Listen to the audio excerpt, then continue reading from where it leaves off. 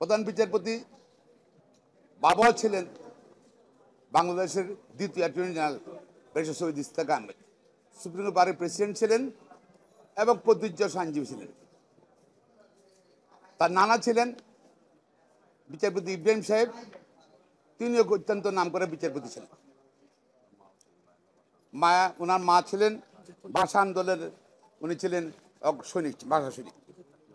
আমরা বলেছি যে বক্তৃতার শুরুতে বলেছি মুক্তিযুদ্ধের শহীদ বীর মুক্তিযোদ্ধাদের স্মরণ করেছি, সঙ্গে সঙ্গে একইভাবে সাম্প্রতিক ছাত্র জনতার গণ অভ্যুত্থানে যারা শহীদ হয়েছেন, আহত হয়েছেন, আহত অবস্থায় মৃত্যুর সাথে পাঞ্জা লড়ছেন, তাদেরকে স্মরণ করেছি।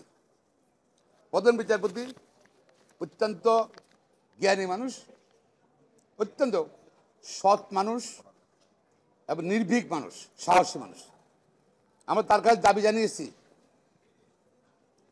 বিচার বিভাগের, সুপ্রিম কোর্টে এবং নিম্ন আদালতে সর্বক্ষেত্রে কোনো সিন্ডিকেট রাখা যাবে না। সিন্ডিকেট শেষ করে দিতে হবে, সকল প্রকার দুর্নীতি বন্ধ করতে হবে। দুর্নীতির ব্যাপারে জিরো টলারেন্স যেন উনি বজায় রাখেন, সেটা আবেদন জানাচ্ছি। আমরা ওনার কাছে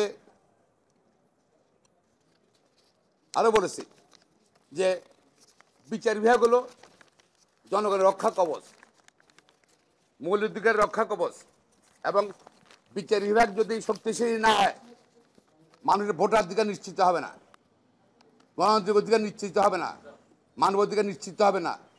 মানুষ ন্যায় বিচার থেকে বিচ্যুত হবে, ন্যায় বিচার থেকে তারা কোনো বঞ্চিত হবে। সুতরাং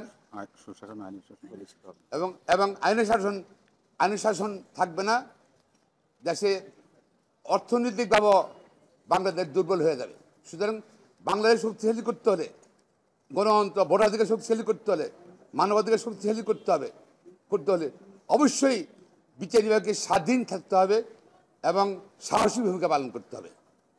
আমরা আরও বলেছি আমাদের সমন্বয় সম্বর্ধন অনুষ্ঠানে, গত 16 বছরে গুম, খুন, মিথ্যা গায়ে মামলায় লক্ষ লক্ষ মানুষ মামলায় জর্জরিত, এবং তারা বিচার বিভাগকে ব্যবহার করে দেশকে নিয়ন্ত্রণ করতে চেয়েছিল, মানুষের মৌলিক অধিকার নিয়ন্ত্রণ করতে চেয়েছিল, মানুষকে হয়রানি করেছিল।